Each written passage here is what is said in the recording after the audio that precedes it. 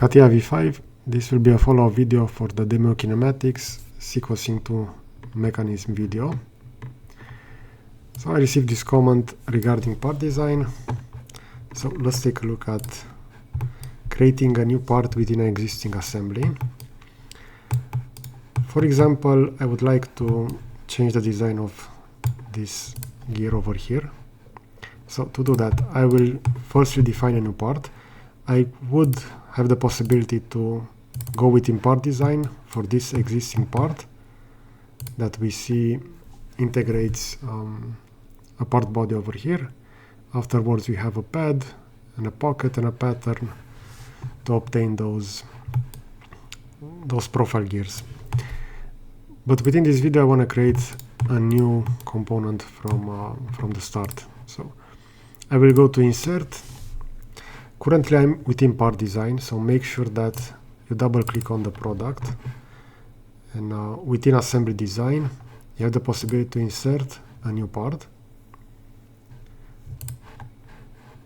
We can give it a name, so let's say gear new design.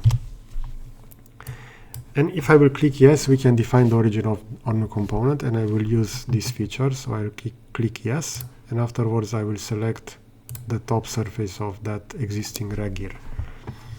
Now this is our newly defined part, and I will create a new gear on top of the existing one.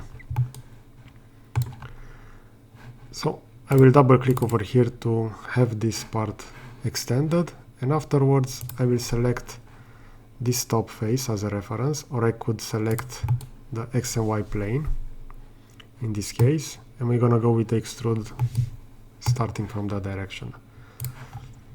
So enter sketch, and over here I will define a new circle.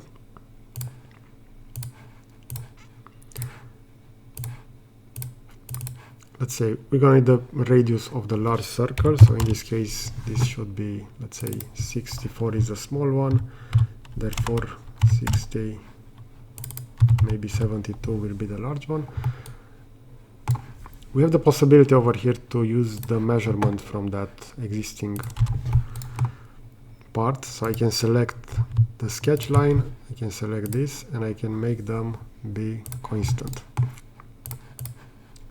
And afterwards we're gonna see that the diameter will be 70, but in this case, since we made that connection, that link between those two, in case I will delete the existing rag gear, we're gonna have various problems over here within the sketch, because this is coincident to an existing part, and if that part will be removed, therefore it's better to not make links like that. So I'll just create a new circle, and the new circle will have that 70 diameter.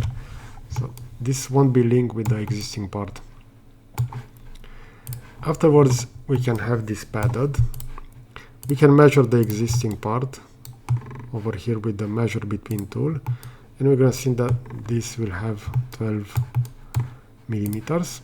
So within our part over here, we can select the sketch and have this extruded for that 20 millimeter length. Now we could make also the cutout in the middle within the same sketch. So I will select the new gear design part over here, and I will add opacity.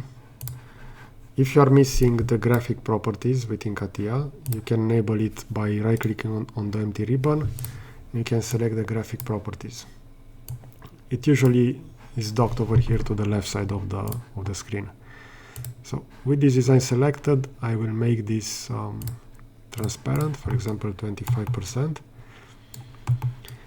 And I would like to have the profile for the interior. So as you can see, the initial gear didn't match the profile of the shaft from the motor over here. Therefore, we can have this measured. So if I will select this, we're going to see the radius 8.25, so that means 16 by 0.5 for the diameter. And we can add that directly within the existing sketch. You can always use fit all in order to zoom onto your selection. And over here I need to define that second diameter for the smaller circle. Again, I could add this coincidence between those two components, but if for some reason, if I will remove that part, then I will have to edit the sketch. Therefore, it's better to edit separately like this. And we have that dimension added as well. Now, if I will hide the existing gear, we're going to see how our new gear will be positioned over here. We are also going to change the interlocking profile over here so that we can better fit the small gear within the larger gear over here. Therefore, I will select the top of the existing part. So over here I will select this plane. So that top surface, create a new sketch. And within the new sketch, I will first draw a center line. And now I will recreate those profiles. We could use the projection tool. So for example, I can select the large outline over here and I can have that projected. It will be with yellow, and this first projection is from the same part. Therefore, it shouldn't be any problems if you gonna move the existing gear at the bottom. But if you don't want to use the projections, which are within colored with yellow by default, we can make use of simple circles. So I'll just create a circle. We already know that diameter is 70 because we measured that previously. And afterwards, you're going to have the second one, which will be for this. And again, we can have that measured, or we can have that position. So in my case, will be 64. Now we can define that profile. I will make use of a 3-point arc over here. So underneath circle, 3-point arc starting with limit. And I will select the first point on the small circle, the second on the larger one. We're going to add a radius for this. So in this case, I will add a radius of 5. And now I will add the spacing over here, so 1.5 for the bottom point. We could also select that circle and have this hidden, and afterwards we can add an offset from that existing profile. But we can also define a new one with some new parameters over here. So for the top, I would like this to be at 2.8. And now with the quick trim, you can find that underneath trim, the eraser. We're gonna delete that bottom section and the top. So this is the profile that we're gonna use. I will select all the edges, and afterwards with mirror, we're gonna have that profile mirrored. And now, before I will do that cut, we're also gonna do the chamfer. So to add a chamfer, you're gonna find it over here, chamfer. I will select 1.5 for the distance, and we're gonna need to have those two edges trimmed at 45 degrees. And afterwards we can use the existing sketch, which is this one. Within a pocket, we can go for 12 millimeters. And afterwards we have to define the circular pattern, which we can find over here within the transformation section.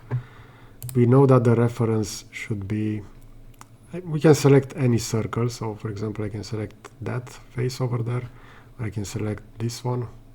It's important that it should be a circular face. Over here, we're gonna go for complete crown. And let's see, for the number of instance, this should be, I think it's 30, but it's best to go within the top view to be normal to the profile. And we see that with 30, this should be that alignment. I will click OK. And we're gonna see how we have that new gear profile. So over here we had a larger chamfer, as we can see. but we're gonna stick with this new design profile.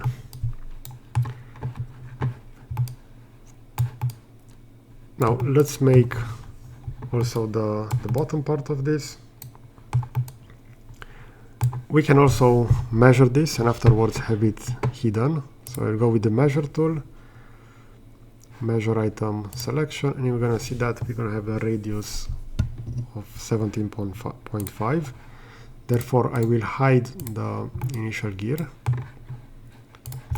I will select the bottom of this newly defined gear, go within a new sketch, afterwards fit all in, and we're going to be on the bottom side of the assembly. Therefore, we're going to use the cut part bisection. So we're going to clearly see where our gear is positioned. So this is the rack mechanism, therefore we will going to work over here on the left side. And on the left side of the part, I'm going to select a new circle. We already measured that and we know it was 17.5 radius, so I will have this multiplied by 2 to obtain the diameter. And I can select the existing circle over here, and I can have this projected since this is within the same part. Therefore, if I will change the sketch for the cut, this should also update. And we're gonna do this. So I'm gonna go with extrusion. We're gonna see that 12 millimeters will go all the way to the bottom. And now all we have to do is we can also slightly adjust the gear over here. So as we can see, we no longer gonna have those clashes between. But if you want to, we can also slightly rotate this so that we can also fit the assembly pin for the gear on the shaft. To do this rotation, I will go by double clicking on the sequence mechanism over here, so the product. And afterwards, I will go to the manipulation option, which is over here. We no longer have constraints because the newly defined part is not fitted to the assembly, it's just designed within position. But I can select the Z axis for this gear and I can have this slightly moved. So let's say that this should be centered something like this. And now, since this is within position, we can add that that pin for the engine shaft, for the motor shaft over here. So for the electric motor, I'm gonna go within the fixed part by double clicking on the motor. We're gonna see that the motor integrates multiple parts. So we have part body 3, which is that dot over there, and we have the geometry within part body. So I will right click over here, define in work object, and I will do that cutting of the shaft. I prepared an animation over here from YouTube. We see the user that created the animation, and we're gonna have this this shaft cutout. So I'm gonna go with this design. So we're gonna cut everything over here, and afterwards we're gonna have the locking pin for those. So let's take a look at how we can do that. We can also hide the gears, so we're just gonna see the shaft.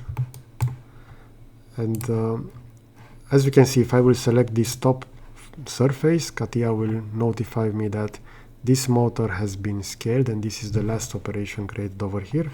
And I will create a new sketch within. And over here I will just create a rectangle profile. I will have this centered using an axis. So select the left edge, the right edge, the axis last, and you can put the symmetry option over there. We can also add some parameters, so 6.5 for the location of that rectangle and 2.5 for the cutout. And with that selected, we can go and have that pocketed. So I will have this pocketed on a distance of 20 millimeters. And afterwards I will unhide the gear. I will double click the gear over here so that this will be the active component. Therefore everything that I sketch will be added over here. And I will select the top face of the gear. And we see that cutout over there. If you want to align with the existing cutout over there, we can use an oriented rectangle that we can position. So we see that the first point added a coincidence over here. So I'm just going to have that removed. Select the edge. And we're going to add a coincidence between those two.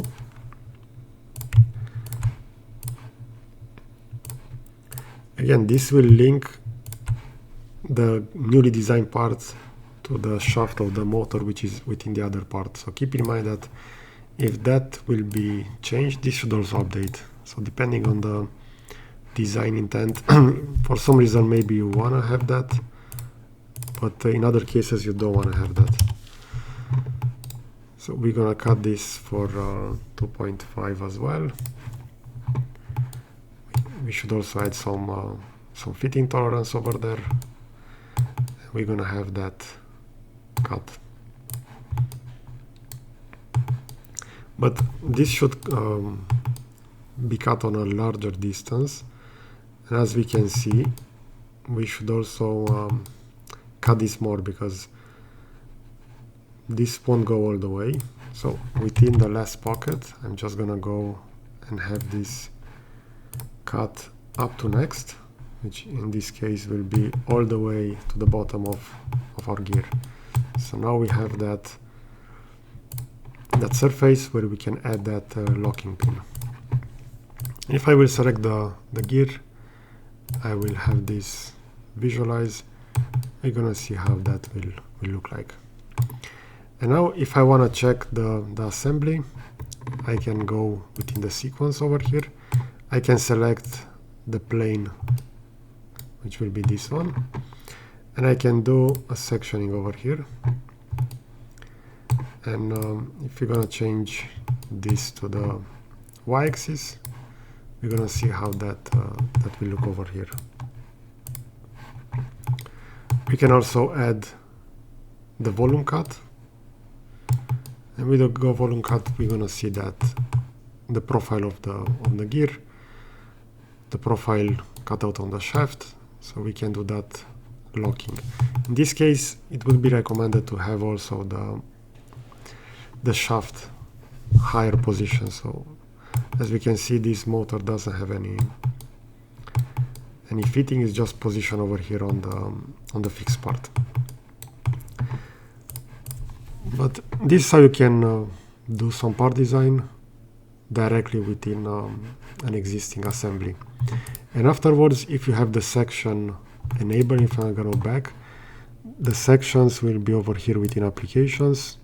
You're gonna see the section, and you can just right click and have this deactivated. So we see over here we have the activate, deactivate the section cut. So we can have that removed. But now since we added, we're also gonna see that profile. And if you wanna have that removed as well, you can deactivate that. So we see over here, hide show the plane representation. That will be the plane. Let's see, behavior. The profile of the sketch should also be hidden. But if you want to hide that, you can just hide the section over here. So it's not this option over here, activate, deactivate the section fill. You will have to hide the section over here. Okay, so I hope that this video will be useful. As we can see, it was so focused on part design within an existing assembly, and I said the video is already almost 20 minutes long. But you can use the same workflow to add additional parts, change maybe the neck holder or the bottle design, and so on. So I hope that you find this video useful. I'm going to position a similar video over here to the left and a subscribe button to the right. So thanks for watching.